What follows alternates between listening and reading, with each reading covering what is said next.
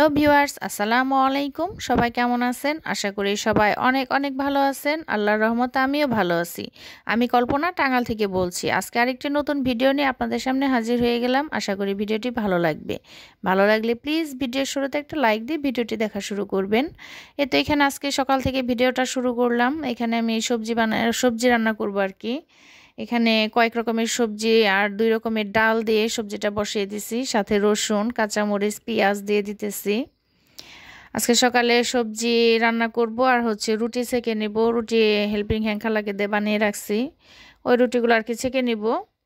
আর সাথে সবজি সবজি দেখে আপনার রুটি খেতে কিন্তু ভীষণ ভালো লাগে। আসলে প্রতিদিন সকাল থেকে ভিডিওটা স্টার্ট করা হয় না, কারণ প্রতিদিন এক এক দিন এক এক ধরনের নাস্তা বানাই, তো আর ফাঁকিবাজি নাস্তাটা আমি বেশি বানাই, সেই জন্য আর কি রেগুলার ভিডিও করা হয় না।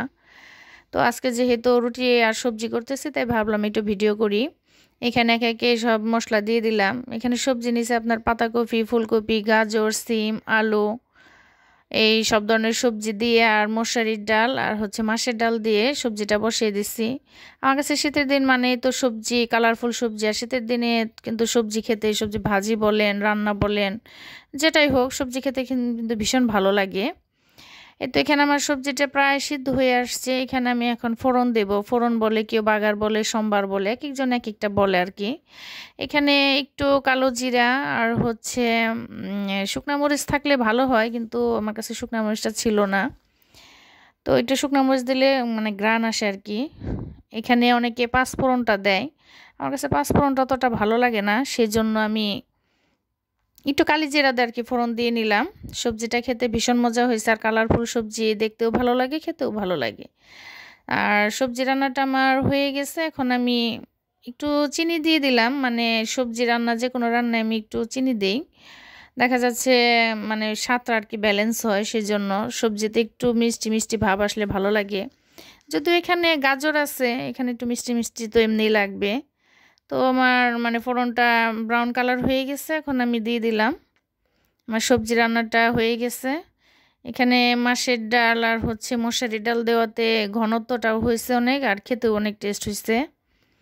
সাথে এখন আমি রুটিগুলা ছেঁকে নেব। সকালবেলা মা মেয়ে তো সবজি দেওয়া রুটিটা খেয়ে নেব। খেয়ে আজকে ঘরের অনেকগুলা কাজ করতে হবে, কারণ দেখা যাচ্ছে শীতের জন্য ওইভাবে আসলে কাজটা ঠিক মতো করা হয় নাই, টুকটাক আর যেটা না করলেই না। আর এখন শীতের দিন মানে সকালে উঠতে উঠতে দেখা যায় 9টা 10টা বেজে যায়, কাজটা সারতে সারতে অনেক বেলা হয়ে যায়। তো আজকে সকালে রুটি নাস্তা করে দুপুরে আর কি অনেকগুলা কাজ করে নেব, ফার্নিচারগুলো মুছে নেব। তো এখানে রুটি তো বানিয়ে রাখছি, দেখা যাচ্ছে 4-5 দিন আর কি খাওয়া গেছে, অনেকগুলো রুটি বানিয়ে দিছিল। আমি নিজে তো আসলে রুটি বানাতে পারি না, দেখা যায় এই আপাকে দিয়ে রুটিটা বানিয়ে রাখি বেশি করে, কয়েকদিনের সকালে নাস্তাটা আর কি হয়ে যায়। সকালে আসলে ভাত খেতে ভালো লাগে না, একমাত্র ভর্তা ভাতটা খেতে ভালো লাগে, কিন্তু দেখা যাচ্ছে যে রেগুলার ভর্তা ভাত খেলে স্বাস্থ্য অনেক বেড়ে যাবে, সেজন্য আসলে সকালবেলা উঠে আসলে ভারী খাবারটা খাওয়া ঠিক না, একটু হালকা নাস্তাটাই ভালো সবার জন্য আর কি। সকাল আর রাত্রে হালকা নাস্তাটাই স্বাস্থ্যের জন্য ভালো। তো এর জন্য তো এখন রুটিটা ছেঁকে নিতেছি। রুটিগুলো আসলে হালকা 2টা সেকা দিয়ে রাখলে, মানে 2টা উল্টানি দিয়ে রাখলে পরবর্তীতে রুটি সেঁকলে রুটিটাও বেশ সুন্দর ফুলে উঠে, খেতেও ভালো লাগে। আর আমি দেখা যাচ্ছে যে সকালবেলা বেশিরভাগ সময় ফাঁকিবাজ নাস্তাটাই বানাই বেশি, হয়তো বা ব্রেড, না হলে গোলা রুটি, না হয় চাপড়ি, এই টাইপেরগুলাই বেশি বানানো হয়, সেজন্য আর কি এভাবে ভিডিও করা হয় না। তো এই তো মা মেয়ের জন্য, আমার মেয়ে এতগুলো সবজি আসলে খায় না, জাস্ট সাজানোর জন্য একটু ভিডিও করার জন্য প্লেটটা ভরে দিছি, পরে তাকে কমিয়ে দিতে হয়েছে, কারণ সে এতটা সবজি পছন্দ করে না। কিন্তু আমার কাছে খুবই ভালো লাগছে, আমি মানে পুরো সবজিটাই খাইছি, আমার কাছে খুবই ভালো লাগে সবজি। সবজি খিচুড়ি এগুলো আমার খুব পছন্দ। এই তো রুটি আর সবজি দেখেন একদম ধোয়া উঠতেছে, অনেক গরম। দেখা যাচ্ছে কিছুক্ষণ এটাকে আমি জোড়াইতে দিছি, তারপরে আমরা মা মেয়ে খেয়ে নিছি, সাথে মেয়েকে একটা ডিম পোস্ট করে দিছি। আর প্রতিদিন সকালে আসলে একটা করে ডিম এটা লাগে, এটা আসলে মানে প্রত্যেকটা ফ্যামিলিতে একদম কম্পালসারি হয়ে গেছে, ডিম লাগবেই। আর এক একটা ডিমে কিন্তু অনেক পুষ্টি। ডিম আর দুধ এটা আসলে বাচ্চাদের রেগুলার দেওয়া উচিত, কিন্তু আমার বড় মেয়েটা আসলে দুধ খেতে চায় না, কিন্তু দুধ খাওয়াটা অনেক উপকার।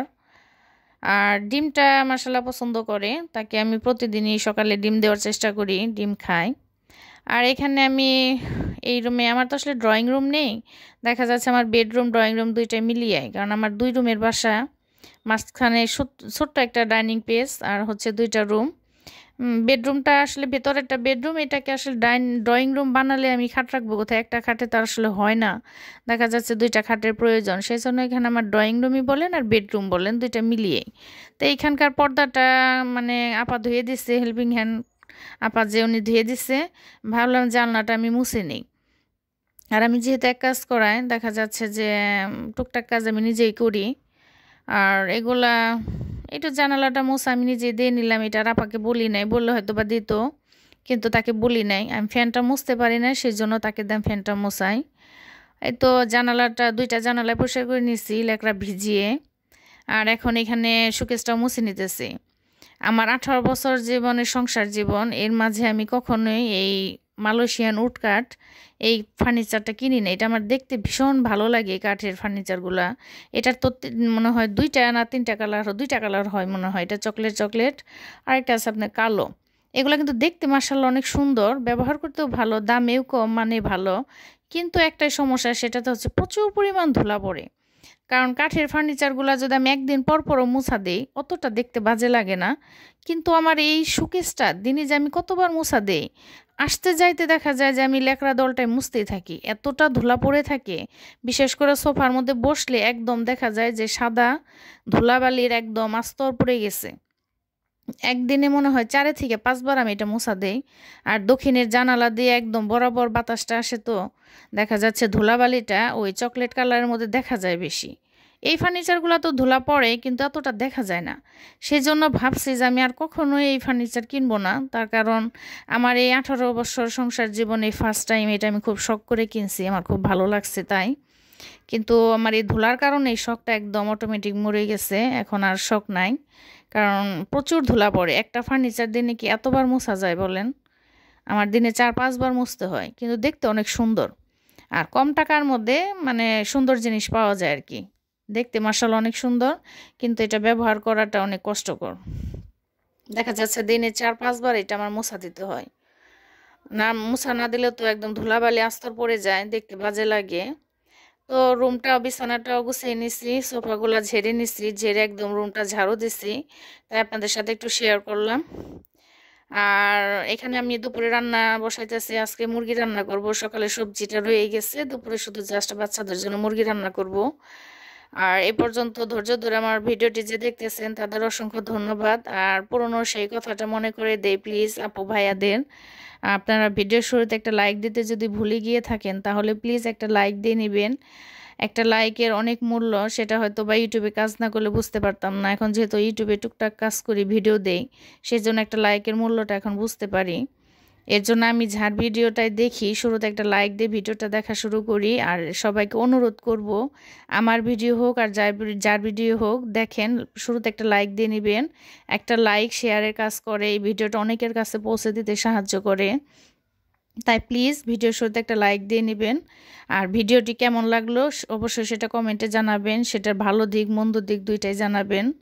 আপনাদের ভালো ভালো কমেন্ট পেলে আরেকটা ভিডিও বানাতে অনেকটা উৎসাহিত হই, ভালো লাগে। কারণ অনেক সুন্দর করে আপু ভাইয়েরা কমেন্ট করে, সেই কমেন্টটা দেখতে খুবই ভালো লাগে। এই তো এখানে আমি মুরগি রান্না করতেছি, পাশে চলে ভাতটা বসিয়ে দিছি, আমার মুরগি রান্নাটা হয়ে গেছে। আপনাদের সাথে কথা বলতে বলতে আমার মুরগি রান্নাটা হয়ে গেছে, সাথে আমার ভাতটাও হয়ে গেছে, ভাতটা ঠেকা দিয়ে দিছি। আর সকালের যেহেতু সবজিটা রয়ে গেছে, কারণ বাচ্চারা তো আসলে ওইভাবে সবজি খায় না, এই তো সবজিটা রয়ে গেছে। আর মুরগি রান্না করলাম, এটা দিয়ে আসলে দুপুরে হয়ে যাবে। আর রাতের বেলা দেখা যাবে যে মুরগির তরকারিটা থেকেই যাবে, ওটাতে বাচ্চারা রাতেও খেয়ে ফেলতে পারবে। আর এটা সন্ধ্যায়, আসলে সন্ধ্যায় ওইভাবে নাস্তা বানায় নাই, আজকে শুধু চা বিস্কিট। ওই যে বললাম না, সকাল আর রাত সন্ধ্যায় 2টার সময় ফাঁকিবাজি নাস্তাটা বেশি বানায়। দেখা যাচ্ছে যে সন্ধ্যায় বেশিরভাগ সময় একটু চা, সাথে ব্রেড, না হয় একটু বিস্কিট। কারণ একই নুডলস প্রতিদিন ভালো লাগে না, আর ভাজা পোড়া প্রতিদিন আসলে এভাবে খাওয়া ঠিক না, গ্যাস্ট্রিকের সমস্যা হয়। এর জন্য ওইভাবে নাস্তাটা আসলে ভিডিও করা হয় না। এ তো এখানে সন্ধ্যায় আর কি মাম্মির জন্য দুধ চা, আর ছোটো মেয়েকে তো আমি চা দেই না, ওকে আমি দুধ হরলিক্সটা বানিয়ে দেই। এখানে আমি আর আমার বড় মেয়ে এখন চা বিস্কিট খেয়ে নেব, খেয়ে বাচ্চারা পড়তে বসবে। সবাই ভালো থাকবেন, আমাদের জন্য দোয়া করবেন। খোদা হাফেজ।